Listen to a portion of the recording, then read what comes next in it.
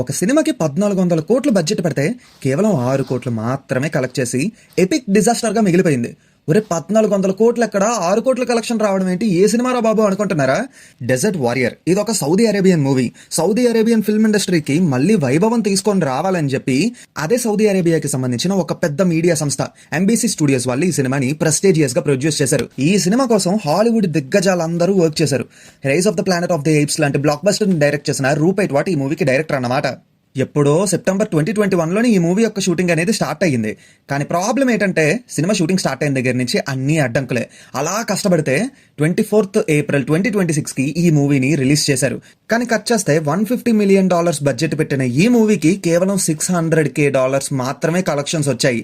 మన ఇండియన్ కరెన్సీలో కన్సిడర్ చేసుకుంటే 1400 కోట్ల బడ్జెట్ కి కేవలం 6 కోట్లు మాత్రమే కలెక్షన్స్ వచ్చాయి.